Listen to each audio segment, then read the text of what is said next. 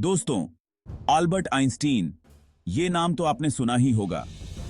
Germany के उल्म शहर में 14 मार्च 1869 को पैदा हुए। आइंस्टीन का बचपन थोड़ा अलग था। वो थोड़े शांत स्वभाव के थे और 4 साल तक ढंग से बोल भी नहीं पाते थे।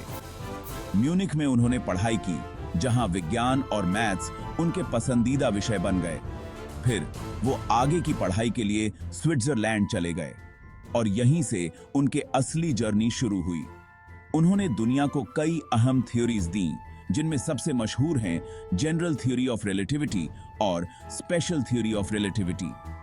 इनमें से एक थ्योरी में उन्होंने EEMC2 का फेमस इक्वेशन दिया, जो बताता है कि एनर्जी और मास एक दूसरे से जुड़े हैं। इस इक्वेशन ने एटम बम की ताकत को साबित कर दिया। आइंस्टीन को 1921 में नोबेल प्राइज भी मिला, वो भी थ्योरेटिकल फिजिक्स और फोटो इलेक्ट्रिक इफेक्ट की खोज के लिए।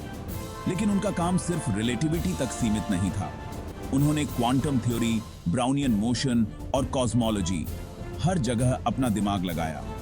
आइंस्टीन की खासियत थी उनकी सोच, जो सबसे हटकर थी। वो नए आइडियाज लाते थे और हमेशा कुछ नया खोजने की कोशिश करते थे।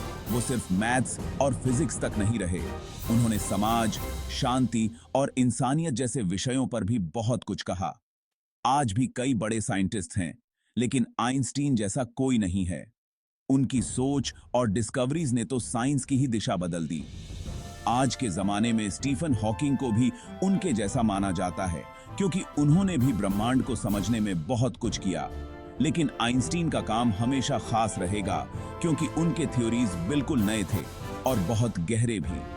आज भी उनकी सोच और उनके थ्योरीज साइंस में बहुत अहम हैं।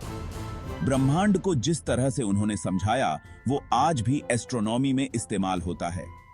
और ना सिर्फ वहां, आज की टेक्नोलॉजी जैसे GPS और सैटेलाइट कम्युनिकेशन, सब में भी उनके काम का इस्तेमाल होता है।